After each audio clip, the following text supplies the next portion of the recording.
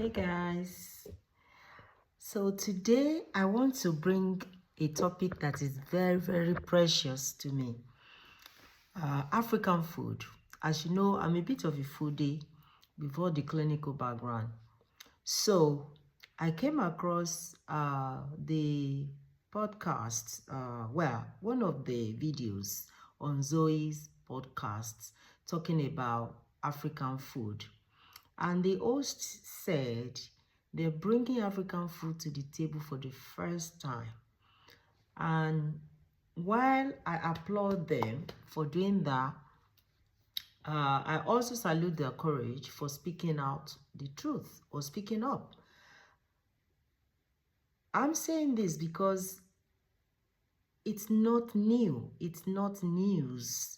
There's lots and lots of evidence about the benefits of African food, the ingredients and everything.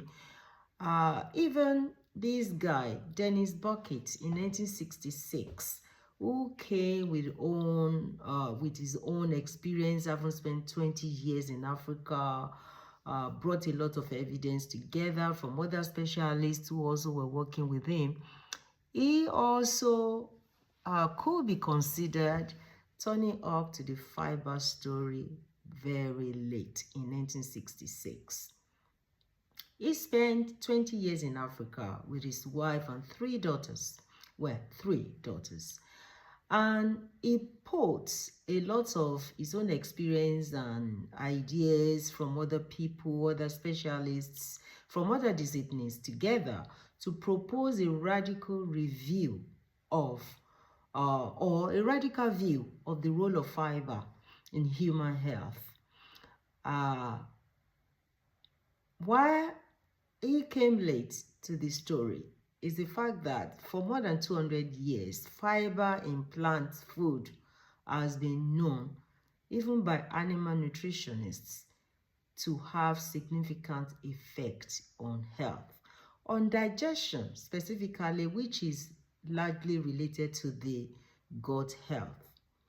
So the evidence that Tim Spector and his guests and his host have brought together today, this is good. I will have said this is timely. It will be timely at any time, but it's coming late to the table. While this is not a critique or criticism of this post, I'm overjoyed that someone is actually talking about African food, its benefits, and I want to be generous by saying its superiority over many food. And I think a bit of confusion as to what Africa is all about or its food. African traditional food has always been non-processed, fresh, grown locally, homegrown or locally grown, organic, freshly picked and freshly cooked.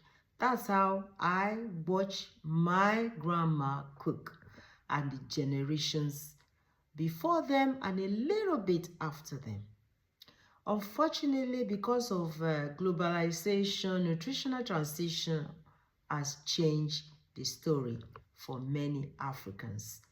And if you listen to the Zoe's podcast, this particular episode I'm talking about, what they're saying about how African food can also reduce your inflammation.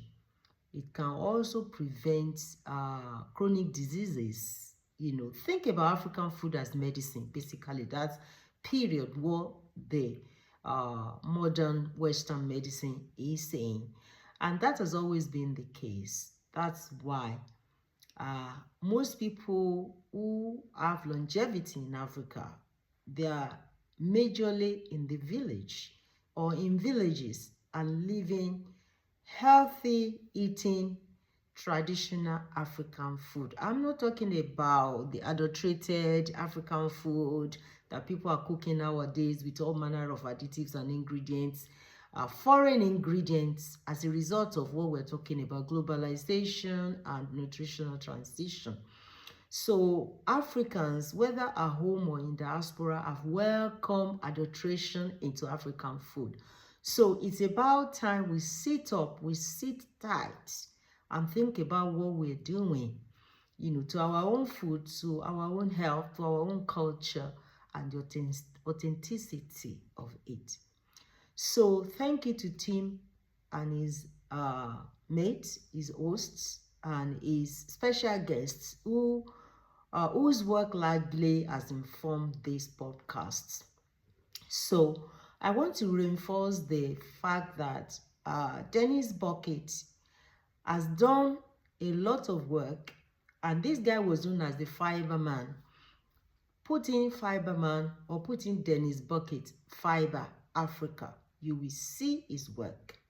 So when he recently returned in those days, in the 60s from Africa, when obesity, coronary heart disease, diabetes, appendicitis, diverticulitis, and all manner of chronic diseases were already plaguing this country. I'm talking about United Kingdom or even other high-income countries. Okay, so he knew already that these diseases were already rampant and they were becoming big deal. So he went and checked in Africa, why aren't they having cancer? Especially colorectal cancer. And he realized that Africans were consuming fibers in bucket loads. So his work was mainly on fiber in Africa and why fiber was preventing diseases of the West amongst Africans who were eating traditional African food. So let's get that right. So he was proposing that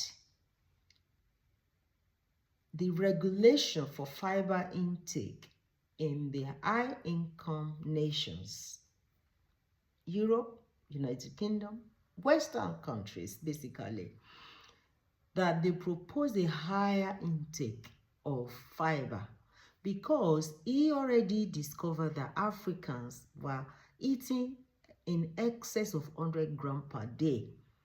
That was before you and I were born. I'm assuming that, well, you were not born in 1966 when he returned from Africa. But if you were, great.